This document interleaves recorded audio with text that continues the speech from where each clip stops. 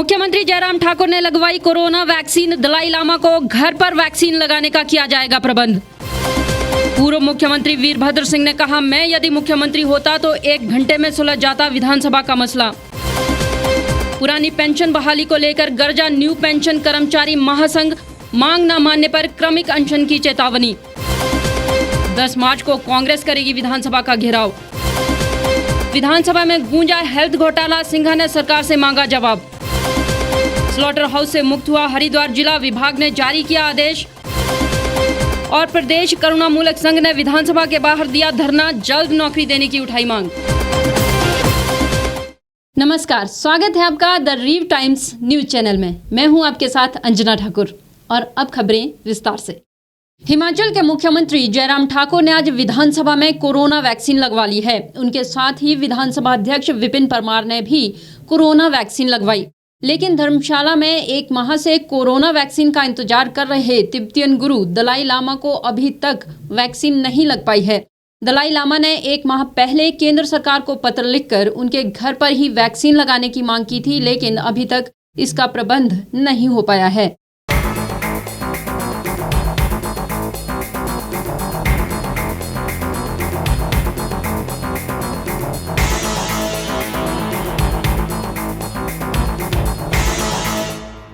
मुख्यमंत्री जयराम ठाकुर से इस बारे में पूछने पर उन्होंने बताया कि दलाई लामा को वैक्सीन लगाना सरकार की प्राथमिकता है। सरकार उनके घर पर ही कोरोना वैक्सीन लगाने का प्रबंध करेगी, जिसके लिए अधिकारियों को जल्द ही दिशा निर्देश दिए जाएंगे।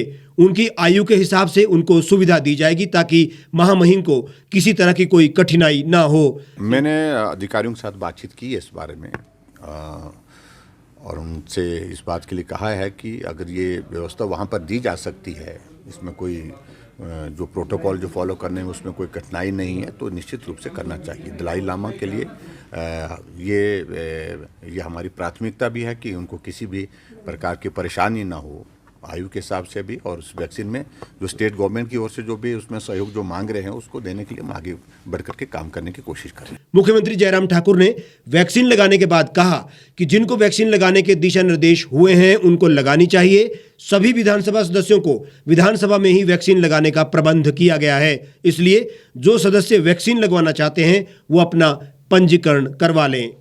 देखिए, कोविड के इस बड़े संकट के बाद एक बहुत बड़ी उम्मीद के साथ जो लोग इंतजार कर रहे थे वो घड़ी पूरी हुई देश के लिए, और देश में आज दुनिया का सबसे बड़ा वैक्सीनेशन का कार्यक्रम चल रहा है। और हिमाचल प्रदेश में भी मुझे इस बात की प्रसन्नता है कि जो फर्स्ट फेज का हमारा वैक्सीनेशन का कार्यक्रम सफलतापूर्वक पूरा हुआ है, और उसके लिए मैं सभी हेल्थ वर्कर्स को बधाई देता हूँ जिन्होंने बहुत लगन के साथ काम किया। और फेज 2 की शुरुआत हुई है, उसमें आज वैक्सीन की शुरुआत हमने हिमाचल प्रदेश में यहाँ से अपने आप से भी की है। और मुझे इस बात की भी प्रसन्नता है कि हमारे विधानसभा के सम्मानीय अध्यक्ष जी ने भी आज कोविड वैक्सीन का जो है वो उस डोज को जो लिया है, और सफलतापूर्वक हम आगे बढ़ें, हिमाचल कोविड के इस दौर से जल्दी बाहर निकले, ऐसी हम ईश्वर से कामना। 26 फरवरी को हिमाचल विधानसभा में हुए हंगामे के बाद से सत्ता पक्ष एवं विपक्ष के बीच गतिरोध लगातार जारी है। सत्र के 5वें दिन 5 निलंबित सदस्यों सहित समूचा विपक्ष सदन में नहीं गया और सदन के बाहर मौन बैठा रहा। अभी तक सदन से गैर हाजिर रहने वाले पूर्व मुख्यमंत्री वीरभद्र सिंह भी कांग्रेस पार्टी के धरने में पहुंचे। करीब 1 घंटे तक विपक्ष के साथ मौन बैठने के बाद गेट के बाहर से ही वीरभद्र सिंह वापस अपने निवास स्थान हॉली लॉज लौट गए।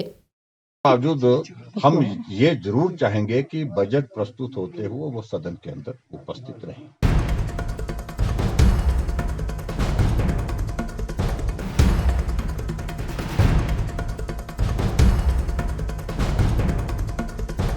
अगर मैं मुख्यमंत्री होता मैं इसको 1 घंटे के अंदर दबाव का विषय नहीं कतई भी, बिल्कुल भी। देखिए, सत्ता पक्ष और विपक्ष दोनों मिलकर के इस सदन को चलाते हैं, और इसमें जो उनने बहुत बड़ी गलती की है उस गलती को स्वीकार करो मेहरबानी करके, नहीं तो बहुत नुकसान हो रहा है उस पार्टी का, कांग्रेस पार्टी का।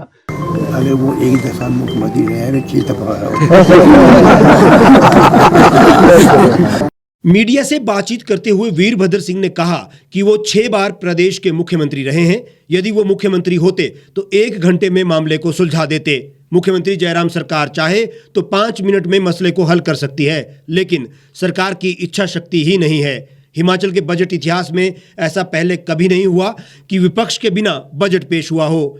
6 मार्च को मुख्यमंत्री जयराम ठाकुर बजट पेश करेंगे। विपक्ष को इतना लंबा विरोध नहीं करना चाहिए, लेकिन सत्ता पक्ष यदि मामले को सुलझाना नहीं चाहता है तो विपक्ष को मजबूर होकर विरोध करना पड़ेगा। अगर वो एक दफा मुख्यमंत्री रहे हैं 6 दफा अगर सरकार में थोड़ा भी नाजुकता होती है तो ये मामला 5 मिनट के अंदर सुलझाया जा सकता था। अगर मैं मुख्यमंत्री होता मैं इसको 1 घंटे के अंदर 21 बजट पास किए हुए और शांति के साथ स्वाधीनता के साथ उनको करना चाहिए। किसी के तनाव जो है लंबे अरसे के लिए ठीक नहीं है। विपक्ष का काम होता है मुद्दा उठाना, और हम भी प्रजातांत्रिक नागरिक हो जाते हैं। ये सरकार का फर्ज था कि वो विपक्ष के पास बातचीत करते हैं और उनका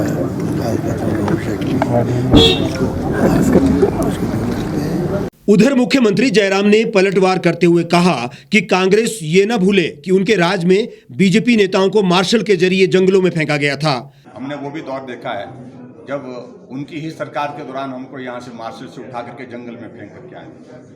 इसलिए मैं उन पर ज़्यादा टिप्पणी नहीं करना चाहता हूँ, वो दौर हो गया। लेकिन फिर भी उसके बाद उस वक्त तो हमने राज्यपाल महोदय जी के खिलाफ हमने तो बैल में आकर के सिर्फ प्रोटेस्ट ही किया था। यहाँ से रिज के मैदान से हमको उठा करके बसों में डाल करके कहाँ छोड़ करके आए।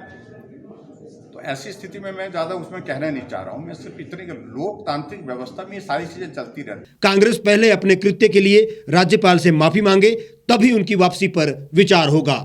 राज्यपाल महोदय जी का जिस प्रकार से अपमान किया और उसके बाद उसको स्वीकार नहीं करना, और ऐसे में राज्यपाल महोदय जी ने अभी तक अपना अभिभाषण समाप्त नहीं किया था, उससे पहले ही विपक्ष के नेता खड़े होकर के कहते हैं ये झूठ का पुलिंदा है। तो मान करके चल रहे थे वो कि उनने सुनना ही नहीं है। जब पढ़ा नहीं था, जब सुना नहीं था, वो कैसे कंक्लूजन पर जब करके कैसे कंक्लूजन पर पहुंच गया कि झूठ का पुलिंदा है। मानसिकता बड़ी साफ है। इस मानसिकता को ठीक करने की जरूरत है। मैं सिर्फ इतना ही कहना चाहता हूँ, नहीं तो लोग कांग्रेस को ठीक कर देंगे। तो इनको यही कहूँगा अपने साथी को कि प्रोटेस्ट हमने जितना प्रोटेस्ट करना था कर दिया, और ये आवश्यक नहीं है कि हम इतने दिन तक करते रहे। ये मैं अपना रोष जो है वो उसको जाहिर करने के लिए ये किया गया है। जो पक्ष है वो उसको चिंता नहीं है, और विपक्ष की चिंता होनी चाहिए कि भाई जो हमारे रूल्स एंड रेगुलेशंस है और दूसरे उनकी लड़ाई एमएलए के साथ नहीं है, और ना ही किसी व्यक्ति विशेष के साथ। न्यू पेंशन कर्मचारी महासंघ हिमाचल प्रदेश ने पुरानी पेंशन बहाली को लेकर अंबेडकर चौक चौड़ा मैदान पर धरना प्रदर्शन किया। महासंघ ने 6 मार्च को बजट में ओल्ड पेंशन को बहाल करने की मांग की है। पुरानी पेंशन बहाल नहीं की जाती तो महासंघ ने क्रमिक अनशन कर उग्र आंदोलन की चेतावनी दी है। देखिए, ये आज हमारा एक सांकेतिक पेंशन व्रत है। हम सरकार से चाह रहे हैं, हम सरकार से प्रार्थना कर रहे हैं, हम शांतिपूर्ण तरीके से अपना पेंशन व्रत कर रहे हैं। आप हमारी मांग पूरी करें। हमें उम्मीद है सरकार हमारी मांग जो है इस बजट सत्र में पूरी करेगी। एक ही मांग, एक ही नारा, पेंशन हक हमारा। एक ही मांग, एक ही नारा, पेंशन हक हमारा। कर्मचारी एकता जिंदाबाद, जिंदाबाद, जिंदाबाद। कर्मचारी एकता जिंदाबाद, जिंदाबाद, जिंदाबाद।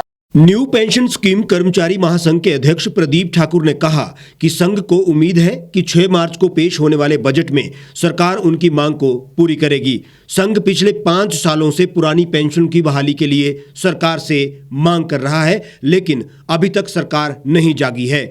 उन्होंने कहा कि अगर सरकार 6 मार्च को पेश होने वाले बजट में पुरानी पेंशन की बहाली नहीं करती है तो कर्मचारी महासंघ 7 मार्च से शिमला में क्रमिक अनशन पर बैठ जाएगा, जो पूरे सत्र के लिए जारी रहेगा। उन्होंने कहा कि पूरे सत्र के दौरान पुरानी पेंशन को बहाल नहीं किया जाता तो उग्र आंदोलन किया जाएगा।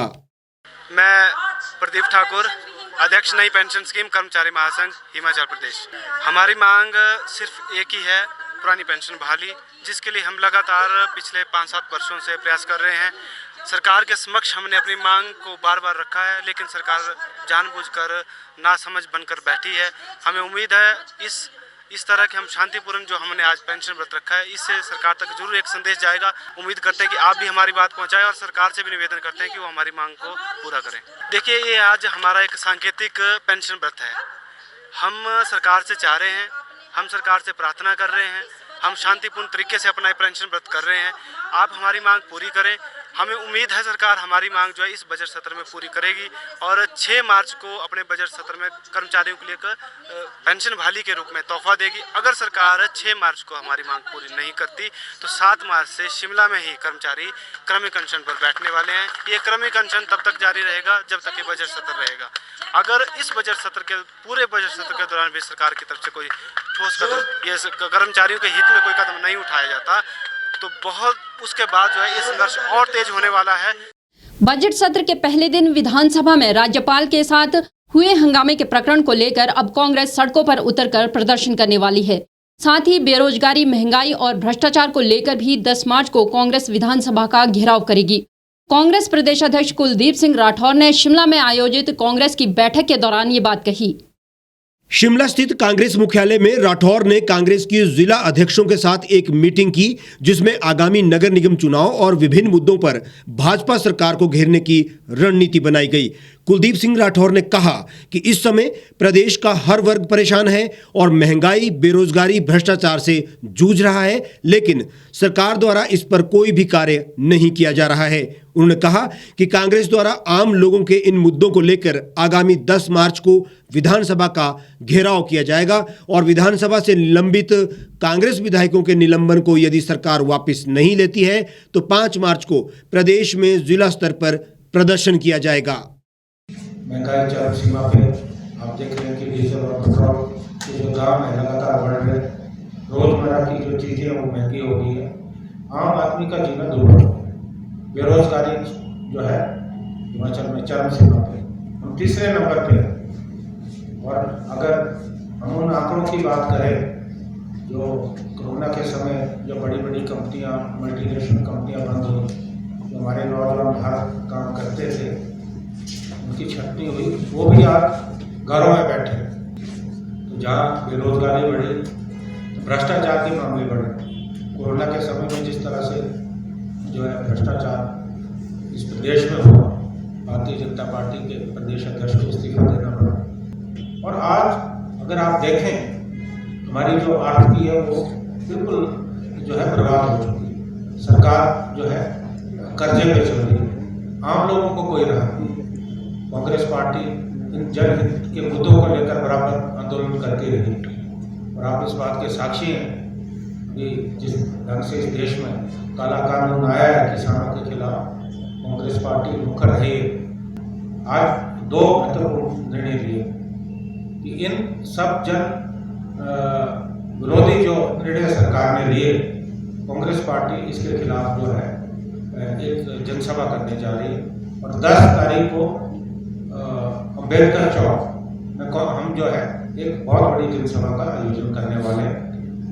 दूसरा मुद्दा, जिस ढंग से हमारे 5 विधायकों को सदन से निलंबित किया गया, उनके खिलाफ जो है फौजदारी मामले बने, हम इसकी आलोचना करते हैं। विधानसभा में जो हुआ वो होना नहीं चाहिए, लेकिन जिम्मेवारी भारतीय जनता पार्टी की प्रदेश सरकार की बनती है। जो जिस ढंग से भारतीय जनता पार्टी के नेताओं ने, विधायकों ने और जो उपसभापति है उन्होंने धक्का मुक्की की, उनके खिलाफ कोई केस नहीं बना। हमारे विधायकों के खिलाफ जो है केस बने, उनका निलंबन किया गया। हम इसकी भर्त्सना करते हैं। मैं आज स्वयं गया, सरकार से आग्रह करते हैं कि निलंबन वापस लिया जाए और जो भी उनके खिलाफ आपने केस बनाए उन केसों को वापस लें। अन्यथा जो है आने वाले समय में अगर प्रदेश में कोई परिस्थिति खराब होती है तो सरकार की जिम्मेवारी होगी। हम 5 तारीख को जिला स्तर पे हम धरना दे रहे हैं और 10 तारीख जहाँ हम सरकार की जन विरोधी नीतियों के खिलाफ मोर्चा खोल रहे हैं। अगर तब तक फैसला नहीं हो तो ये भी उसमें एक मुद्दा शामिल है। हम अनुशासनहीनता पे लगाम लगा रहे हैं, क्योंकि जो भी व्यक्ति अगर संगठन को कमजोर करने का प्रयास करेगा उसके खिलाफ निश्चित तौर पर कार्रवाई होगी। ये आज हम लोगों ने इस मीटिंग में जो है फैसला किया। माकपा विधायक राकेश सिंघा ने राज्यपाल के अभिभाषण पर चर्चा में हिस्सा लेते हुए कहा कि प्रदेश में सरकार पूरी तरह से फेल हो चुकी है। सिंघा ने आरोप लगाया कि प्रदेश में कोरोना से लड़ाई के नाम पर हुई खरीद में भ्रष्टाचार हुआ है। चंबा में एक निजी मेडिकल स्टोर से बाजार की तुलना में अत्याधिक कीमतों पर खरीदे गए मास्क और थर्मल स्कैनर का जिक्र करते हुए उन्होंने कहा कि मामले की जांच हो। इस संबंध में दस्तावेज भी सभा पटल पर रखे गए। बहुत दुख से मुझे कहना पड़ रहा है, ये जो अभिभाषण माननीय राज्यपाल महोदय ने इस सदन में पड़ा है, रखा है, वो मैं समझता हूं अधूरा। वो एक पक्षी तस्वीर हिमाचल प्रदेश की पेश करता है। उस तस्वीर के अलावा एक असली तस्वीर भी है, जो हकीकत सच्चाई पिछले 1 वर्ष की रही है, वो सबके सामने है। उस सच्चाई से ना आप छुप सकते हैं, ना ये सदन छुप सकता है, ना हिमाचल प्रदेश की जनता छुप सकती है। राकेश सिंघा ने कहा कि प्रदेश में डबल इंजन सरकार महंगाई के दौर में डीजल, पेट्रोल और गैस कहां से लाएगी। केंद्र और प्रदेश में भाजपा सरकारें होने पर भाजपा डबल इंजन की सरकार के दावे करती रही है। डबल इंजन की सरकार में महंगाई बढ़ गई, पेट्रोल डीजल की कीमतें आसमान छू रही है। सिंघा ने कहा कि कोरोना काल में खरीद फरोख्त में भारी भ्रष्टाचार हुआ। चंबा डीसी को जो कोरोना के उपकरण दिए गए वो महंगे दामों पर खरीदे गए। नेशनल मेडिकल स्टोर से 580 रुपए का मास्क खरीदा गया। थर्मल स्कैनर 10,531 रुपए में खरीदा गया, जो कि 1,300 रुपए में मिलता है। सिंघा ने कहा कि हमने इसलिए अपना वेतन कोरोना में नहीं दिया था कि उससे इस तरह का भ्रष्टाचार हो। पूरे तथ्य क्या बोलते हैं, ये तो इनका बहुत मशहूर मुहावरा है। ये मैंने सोचा कि ये उस मुहावरे को भी कहेंगे। वो जो डबल इंजन की सरकार, कल वो डबल इंजन की सरकार का तो हवाला नहीं किया। अगर हम बेहतर से बेहतर मास्क भी खरीदते तो मेरे पास अमेज़न का है ये Venus V90 V respiratory grey mask, जिसका दाम मात्र 499 है और ये भी 5 मास्क मिलेंगे। लेकिन ये जो सज्जन है नेशनल मेडिकल स्टोर, ये 70 पीस मास्क के 580 रुपए के ये बेचे जाते हैं, जिसके लिए जो पैसा ये क्लेम करते हैं 33,250 रुपया क्लेम किया है। ये इसके खाते में पैसा गया है और वो खाता नंबर भी स्टेट किया। यही नहीं हुआ, कोरोना के चलते हुए हमें थर्मल सेंसर्स की भी जरूरत थी और ये थर्मल सेंसर इस सज्जन ने medical store, village and post office, Paliyar, district Chamba, Himachal Pradesh, ये कितने बेचे गए? 75 पीसेज। और दाम क्या था इसका? एक पीस का दाम 10,531 और 7 पैसे इसका दाम था। और टोटल अमाउंट जो क्लेम किया गया इन 75 पीस के वो 9,32,000 था और इसका भी बिल जो पैसा है वो क्लेम किया गया। ये जो मैं कह रहा हूं इन तथ्यों के साथ, इसको डॉक्यूमेंट्स के साथ साबित करूंगा। इसका दाम क्या है जो आप अमेज़न से आप खरीदेंगे?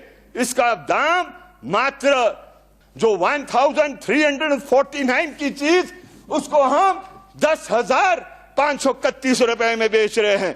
मैं तो आपकी सरकार से विनती करना चाहता हूं, मेरा भी इंटरेस्ट इस प्रदेश को बचाने का है। जो सरकार का पैसा होता है वो इस तरीके से उसका दुरुपयोग नहीं होना चाहिए। सिंघा ने कहा कि जनमंच गरीबों को सहारा नहीं दे पा रहा है, दलितों का आज भी दमन हो रहा है। लेबर लॉ को बदलकर सरकार ने मजदूरों की पीड़ा को बढ़ाया है। अंब में मजदूर को फांसी लगानी पड़ी। कोरोना काल में वापस आए 2.5 लाख लोगों को रोजगार देना तो दूर, यहां पर काम कर रहे 3 लाख प्रवासी मजदूरों को नौकरी से हाथ धोना पड़ा। आउटसोर्स मजदूरों का शोषण किया जा रहा है। कुंभ मेले के पावन अवसर पर धर्म नगरी हरिद्वार को लेकर एक अच्छी खबर आई है। जिले में अब कोई स्लॉटर हाउस नहीं चलेगा। राज्य सरकार ने बीते कल ही हरिद्वार जिले के सभी निगम पालिका और पंचायतों को स्लॉटर हाउस फ्री घोषित कर दिया है। पूर्व में जारी सभी एनओसी को भी निरस्त कर दिया गया है। हरिद्वार में पशु वधशाला का मामला लंबे समय से चल रहा था। हाई कोर्ट में भी इसको लेकर याचिका दायर हुई थी। हरिद्वार में कुंभ मेले के आयोजन के बीच उत्तराखंड शहरी विकास विभाग ने जिले को स्लॉटर हाउस मुक्त क्षेत्र घोषित किया है। आदेश में नगर विकास सचिव शैलेश बगोली ने सभी नगरीय क्षेत्र में स्लॉटर हाउस चलाने के लिए दिए गए नो ऑब्जेक्शन सर्टिफिकेट निरस्त करने का आदेश जारी किया है। इस नए आदेश के बाद हरिद्वार समेत जिले के किसी भी नगरीय क्षेत्र में कोई भी स्लॉटर हाउस ऑपरेट नहीं हो सकेगा। इसका मतलब यह हुआ कि अगर कोई व्यक्ति जानवर का वध करते हुए पकड़ा गया तो उसके खिलाफ नियम सम्मत एक्शन लिया जा सकता है। सचिव ने अपने आदेश में कहा कि नगर निगम अधिनियम 1959 की धारा 429 क और नगर पालिका अधिनियम 1916 की धारा 237 क द्वारा प्रदत्त शक्तियों का प्रयोग करते हुए हरिद्वार जिले के सभी निकायों में पशु वधशालाओं के संचालन के लिए दी गई अनापत्तियां निरस्त करने की स्वीकृति दी गई है। अपनी मांगों को लेकर हिमाचल प्रदेश करुणामूलक संघ ने आज विधानसभा के बाहर धरना प्रदर्शन किया। उन्होंने सरकार से करुणामूलक आश्रितों को जल्द नौकरी देने की मांग की। आश्रितों ने अनुकंपा के आधार पर दी जाने वाली नौकरियों में आय सीमा को हटाने की मांग की है और साथ ही वन टाइम सेटलमेंट के माध्यम से विभिन्न विभागों में लंबित करुणामूलक के मामलों को जल्द निपटारा करने की भी मांग की है। साथ ही 5% कोटे की शर्त को हटाए जाने की भी मांग उठाई गई है ताकि आश्रितों को परिवार का गुजारा करने में मदद मिल सके।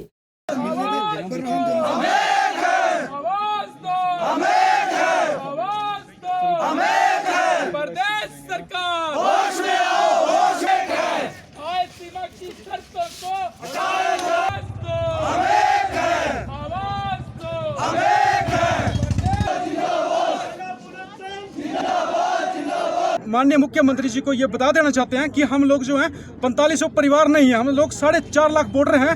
कहीं ना कहीं भूमिका निभाई थी इस सरकार को बनाने के लिए।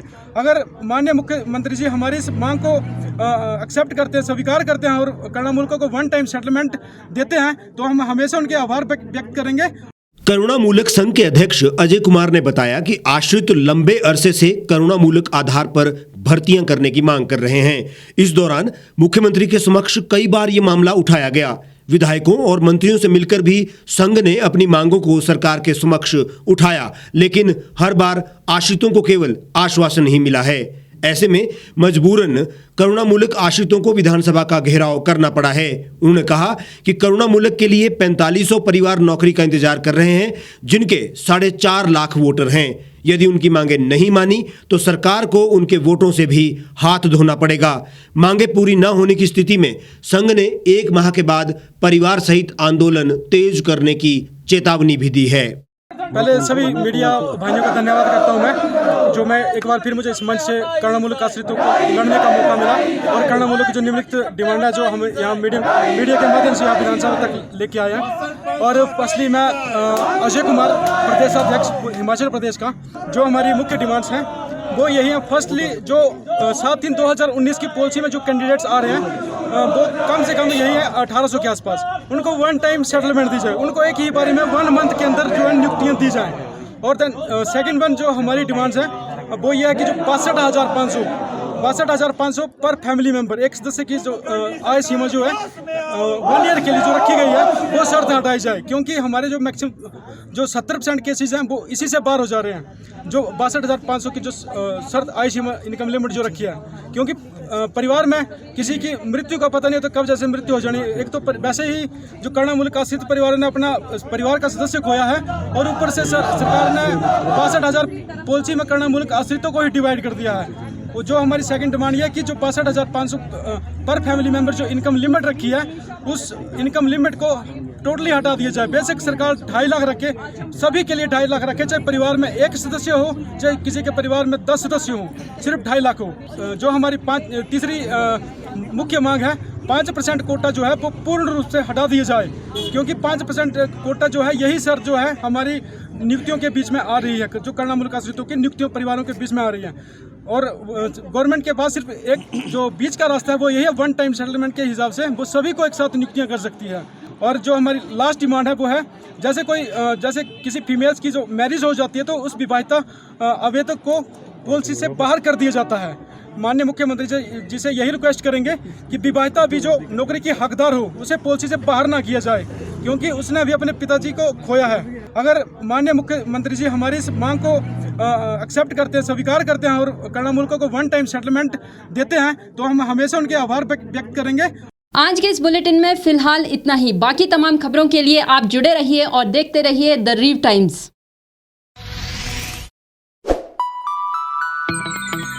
खबरों में बने रहने के लिए सब्सक्राइब करें द रीव टाइम्स, लाइक और शेयर करना ना भूलें। एक छत के नीचे सुविधाओं का अब उठाएं लाभ।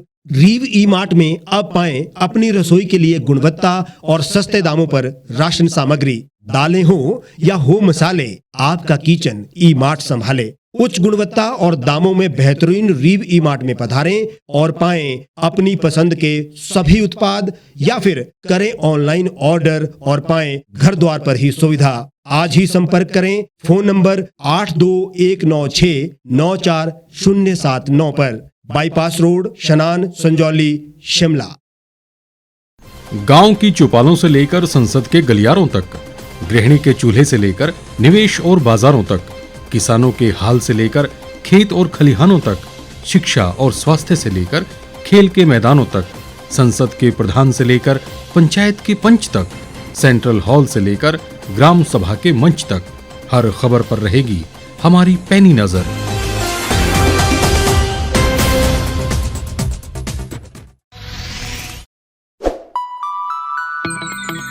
लेटेस्ट खबरों के लिए यूं ही देखते रहिए द रीव टाइम्स। लाइक, शेयर और सब्सक्राइब करना ना भूलें।